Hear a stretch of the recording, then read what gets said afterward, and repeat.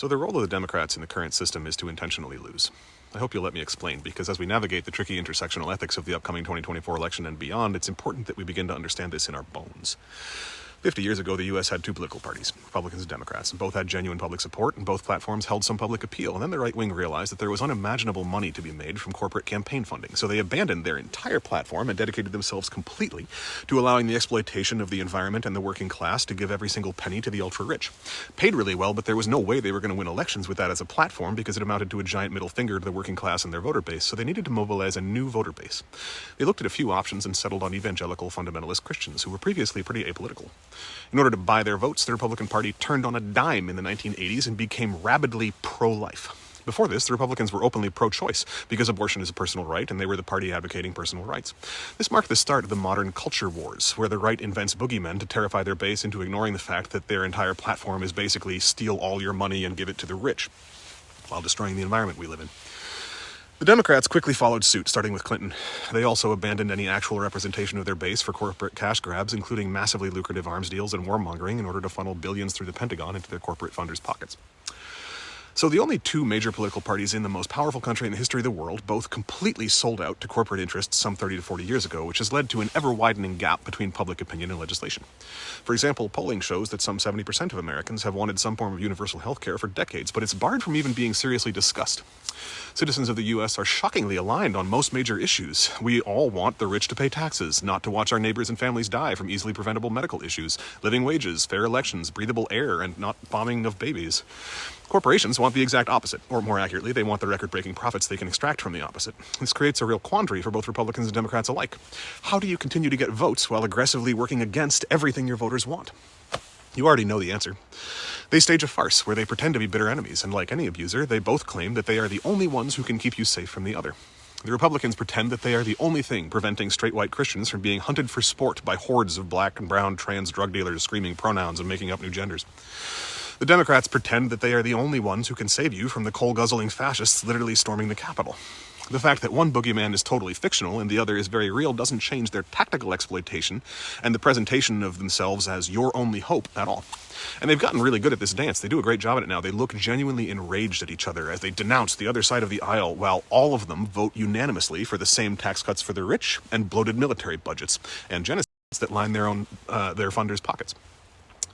The Republicans have it easy. Their platform of culture war has no relationship to their corporate funders, so when they get into office, they can do most of what they say they will. They'll criminalize abortion, defund social services, cut taxes, but only on the rich, never for you, institute a brutal police state, terrorize immigrants and LGBTQ people. The Democrats have a real problem, though. Their nominal platform is at odds with their corporate sponsors, so they do the only logical thing from that position. They intentionally lose. Every time they make a catch, win an election, they intentionally fumble the ball. We're all so used to seeing this farcical dance that we can't even really register it anymore, but the Democrats have had the Senate, House, and presidency simultaneously multiple times in the last few decades. At any one of those times, they could have actually made change. They could have codified Roe versus Wade. They could have passed legislation eliminating all student debt. They could have cut military spending, taxed the rich, passed universal health care. They could have capped emissions and maintained a livable environment. Our country and world could be very, very different than it is. It really doesn't have to be like this. But if they did those things, they would then gain massive public support and actually run the country, but they would lose all their corporate funding. So that's not actually what they want.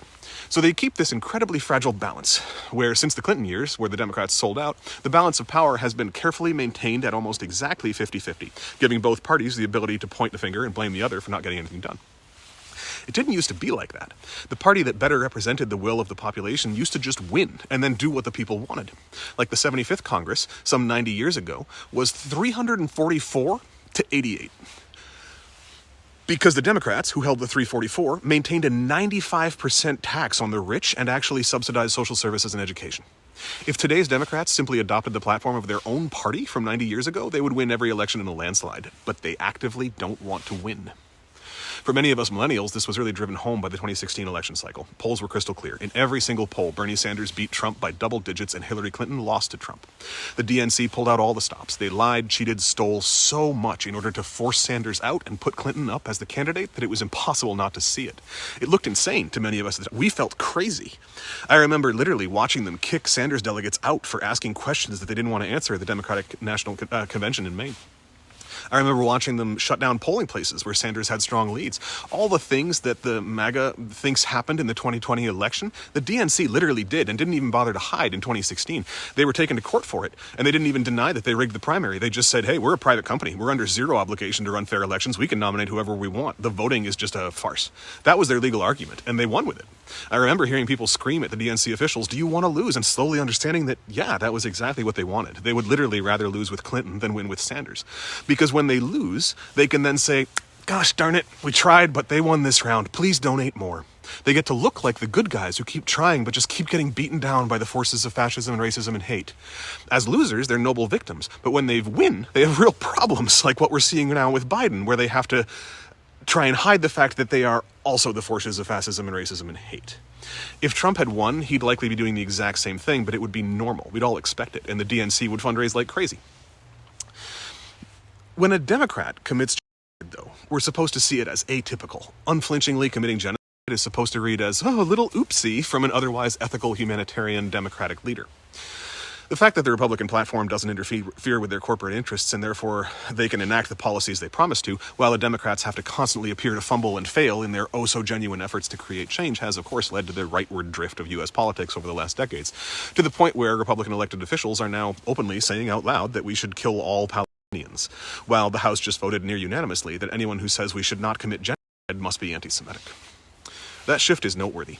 If any politician had stood up and publicly said that we should kill all of a given race 50 years ago, they would have rightfully been called a Nazi and lost all public credulity.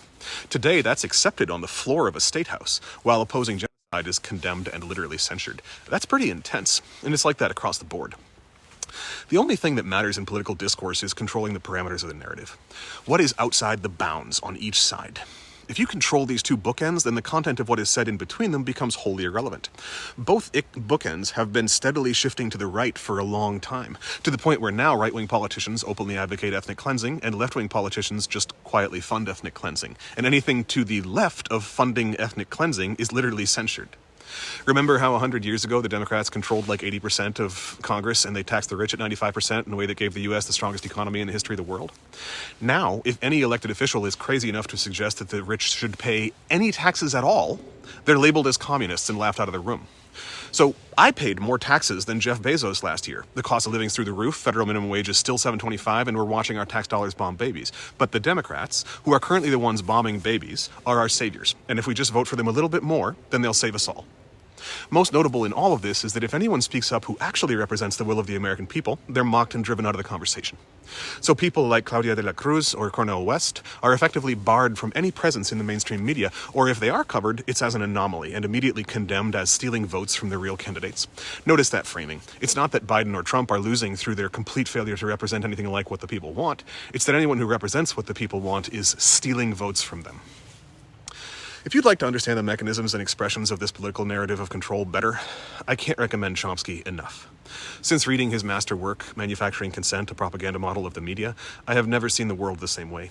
That book is dense, but he covers the same content in a much more digestible fashion in the 1988 CBC Massey lectures titled Necessary Illusions, which is also in print as a book by the same name. But that's a 4-hour lecture set from 35 years ago, and it's worth every second. But don't take my word for it. Just watch and look at the track record.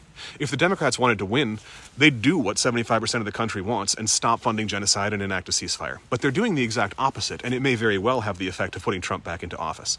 As you watch that play out, or whatever the next scenario is where the Democrats fail or look wildly inept, just remember this video and compare what you're seeing to the idea that they want to lose.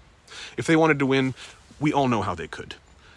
They're not doing that. So ask yourself what priorities would lead to their actual ineffective course of action, and whether those priorities align with yours, your neighbors, and those of everyone who wants a safe, livable world.